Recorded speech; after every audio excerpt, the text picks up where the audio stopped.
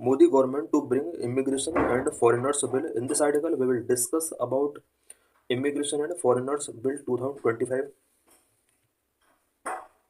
Why is a new bill on foreigners coming? The Immigration and Foreigners Bill 2025 is expected to be introduced by Union Home Minister during the ongoing Parliament budget session. Recently, Parliament budget session ongoing है. Union home minister ऐसा expect किया जा रहा है कि immigration and foreigner bill 2025 introduce कर सकते हैं पार्लियामेंट के अंदर.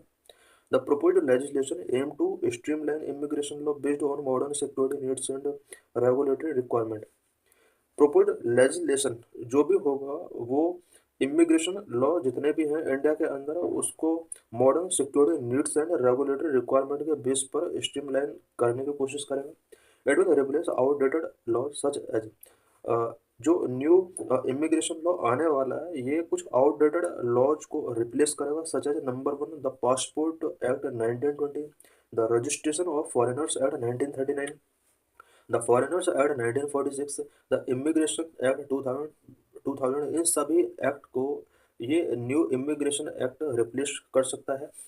The bill provisions state penalties, clearer regulations for educational and medical institutions, and a more defined framework for foreigners registration, visa issuance and deportation procedure. New bill के अंदर कुछ state penalty related provision होंगे.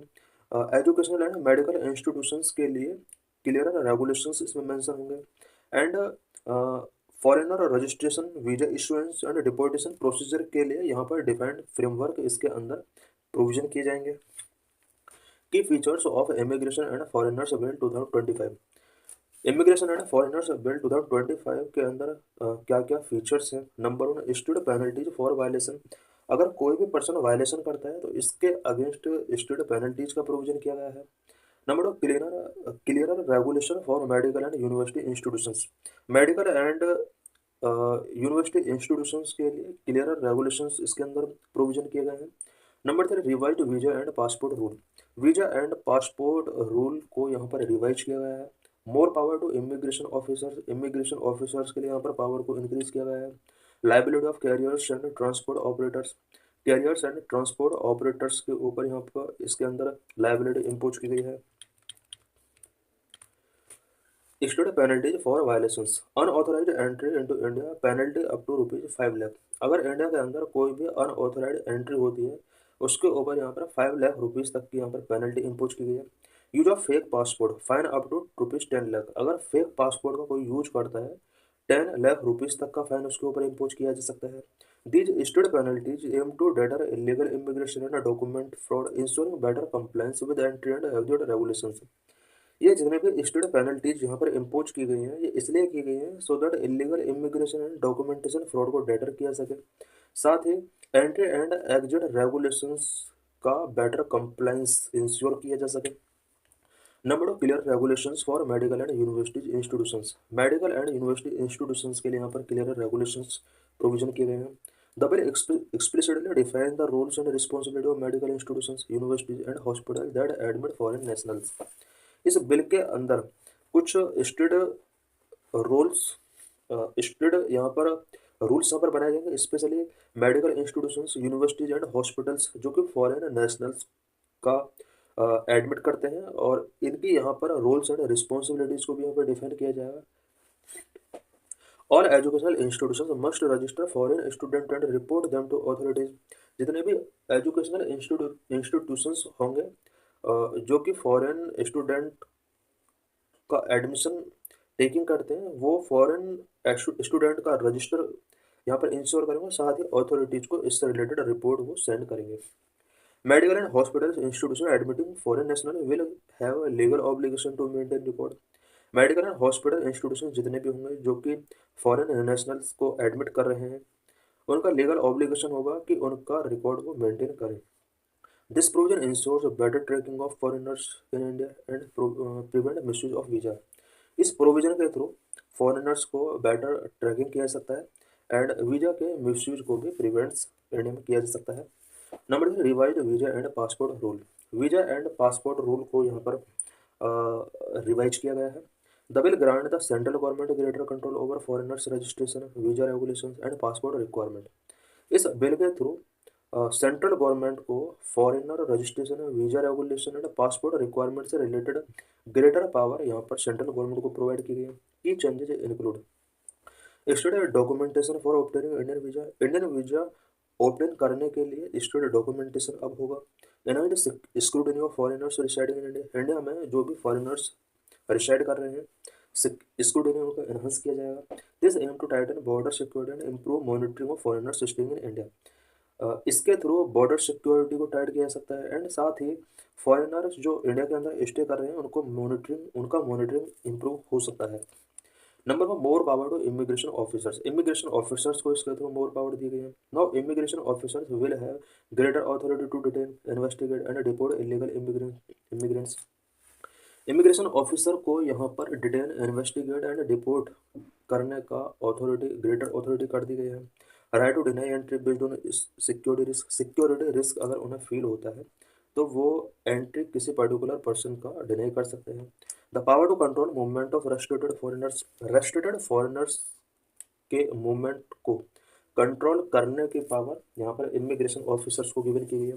This will strengthen India's internal monitoring system and border security. इसके through India का internal monitoring को strengthen किया जा सकता है और साथ ही बॉर्डर सिक्योरिटी सिस्टम को भी यहाँ पर बेटर किया जा सकता है।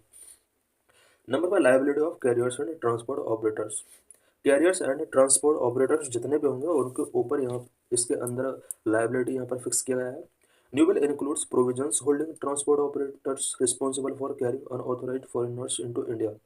इंडिया के अंदर जितने भी ट्रांसपोर्ट ऑपरेटर्स हैं such as airlines, transport agency, shipping company, अगर इनके थ्रू कोई भी अनऑथराइज्ड फॉरेनर्स इंडिया के अंदर आते हैं तो इसके लिए इन्हीं कंपनीज को यहाँ पर रिस्पॉन्सिबल डिक्लेयर किया गया है।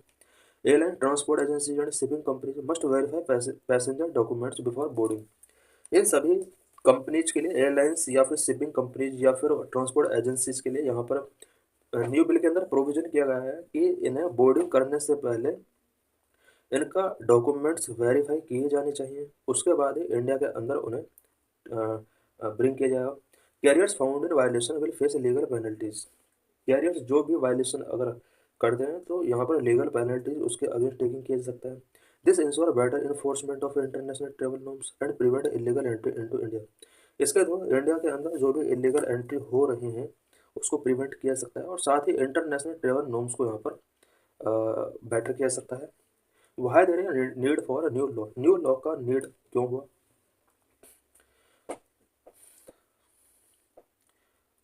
Current law on immigration and foreigners are outdated to the pre independent era. Current law जितने भी हैं इमिग्रेशन से रिलेटेड वो सब आउटडेटेड हो चुके हैं एंड प्री इंडिया एरा में वो इस्टेब्लिश किया गया था 1920 से 46 के बीच में। These laws were framed during wartime conditions and are no longer suitable for India's current security and immigration challenges. Current immigration law India के अंदर जो भी है वो इंडिपेंडेंस से पहले वॉर टाइम कंडीशंस के ड्यूरिंग फ्रेम किए गए थे इंडिया के अंदर, बट इंडिया के current security and immigration challenges के लिए ये लॉ सूटेबल अब नहीं रहे।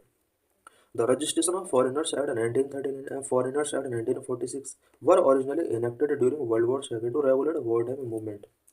Registration of Foreigners Act 1939 and foreigners act 1946 ये दोनों act originally world war second के ड्यूरिंग इनेक्ट किए गए थे और इसलिए इनेक्ट किए गए थे so that war time movement को रेगुलेट किया जा सके। The immigration act 2000 was introduced to hold airlines accountable for bring illegal and undocumented passenger into India. Immigration carriers liability act 2000 India के अंदर इसलिए इंट्रोड्यूस किया गया था सो दैट एयरलाइंस को इलीगल एंड अनडॉक्यूमेंटेड पैसेंजर्स को इंडिया के अंदर ब्रिंग करने से के लिए अकाउंटेबल डिक्लेयर किया सके। However, due to evolving security threats, technological advancement, and increasing global migration, government believes that a single comprehensive law is needed to effectively manage immigration. Because आज कंट्री के अंदर सिक्योरिटी थ्रेट्स इवॉल्व हो रहे हैं, technological advancement हो रहे हैं, global migration increase हो रहा है, इसलिए ये इम्पोर्टेंट हो जाता है कि इंडिया के अंदर इमिग्रेशन को इफेक्टिवली मैनेज करने के लिए कम्प्रीहेंसिव लॉ होना चाहिए।